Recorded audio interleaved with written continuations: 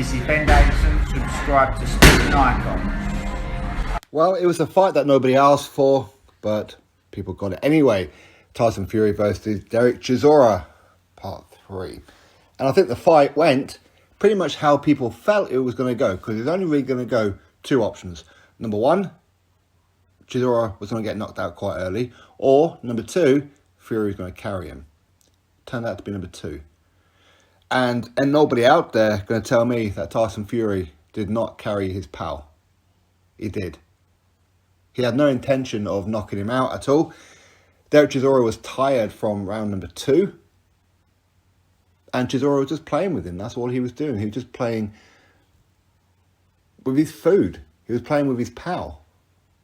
That's what he was doing. Just jabbing him to death.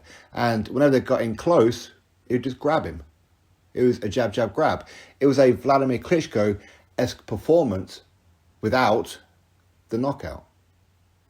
They had to pull the fight because they understood Chisora didn't do anything all fight and wasn't going to do anything. He didn't even have a puncher's chance. And I think a lot of people recognised that after round number 1, that even Chisora didn't even have a puncher's chance because for some reason his gas tank was gone. And Fury was just systematically jabbing him to death. That's what he was doing. Now, of course, he was landing a couple of half uppercuts, if you like, and whatever else, but very, very boring fight. This was a sparring session. That's exactly what it is. It was a sparring session. Now, this is, of course, down to the elite level of Tyson Fury. It is, where Tyson Fury can just play with his opponent like a Derek Chisora. Sure, okay, Derek Chisora, he's been knocked out on a couple of occasions by Dillian Whyte and David Haye. He's lost umpteen fights and whatever, but you know what? He is quite a durable guy. He is. He is tough. He does come for war, but instead liked his back on the ropes, which is what he usually does anyway. But he didn't have any oomph in him. He was throwing shots when he was way out of range, knowing full well he wasn't going to land on Tyson. And his his opportunities for actually landing anything decent is when Tyson Fury got up close and he didn't really do too much.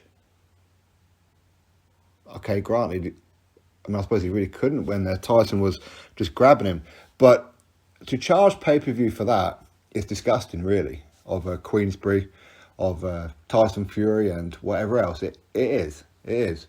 Now, I understand it was a cold night at the Tottenham Hotspur Stadium. In theory, maybe Tyson carried him because it was very, very cold. You could see it was freezing. Of course, it was wet. And that as well, the Tottenham Hotspur Stadium with no roof. Maybe he was giving the crowd some kind of value for their money. Maybe. But at the same time, he'd probably done them a better favour by letting him go home earlier by stopping Chisora, which he could have done from any time, really, from round number 2 onwards. And so much for the opening, we're going to draw a line in the middle of the ring in round number 1 and we're going to slug it out. Well, that didn't happen, did it? But anyway, Tyson Fury gets a stoppage. You know, what was it, round 10, I think it was? 9, 10? No, I think it was 10. Okay. No more. But you know he's going to do it at some point. He's going to do this again. You know he is. Don't be surprised if a 4 fight with him or a 4 fight with Wilder or whatever, okay? But hopefully we get the Usyk fight. Drop your thoughts below. Click thumbs up, subscribe. Catch you next video.